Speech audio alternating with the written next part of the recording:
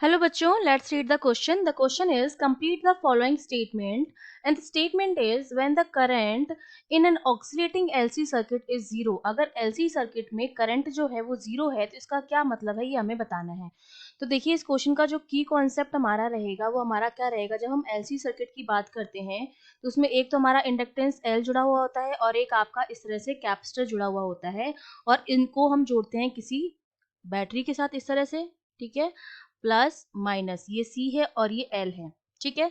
L की वजह से क्या होता है, मैग्नेटिक फील्ड एनर्जी आती है, मैग्नेटिक फील्ड एनर्जी जिसकी वैल्यू होती है यू बी, अगर मैं लिख दूं ये होती है हाफ एल आई स्क्वायर, और C की वजह से आपके पास होती है इलेक्ट्रिक फील्ड एनर्जी जिसको हम लिखते हैं यू ई से, जो मेरी बराबर होती है क्यू स्क्वायर अपॉन टू सी के, या जिसको हम हाफ सी वी स्क्वायर भी कह सकते हैं।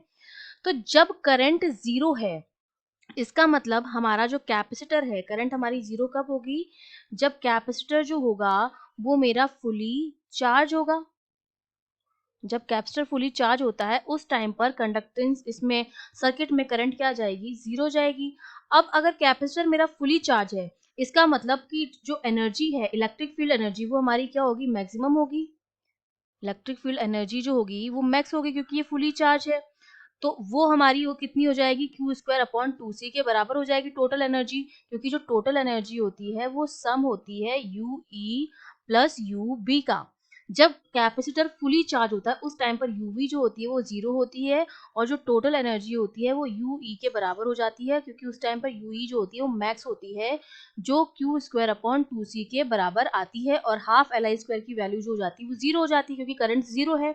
जब करंट जीरो है तो हाफ एल आई स्क्वायर तो जीरो हो गया, आई की जगह अगर जीरो रखेंगे तो यूवी की वैल्यू जीरो आ जाएगी, तो उस टाइम पर यूई जो होती है वो मैक्सिमम होती है जो क्यू स्क्वायर अपॉन टू सी के बराबर होती है।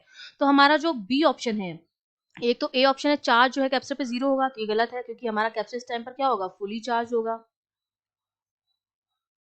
ठीक है।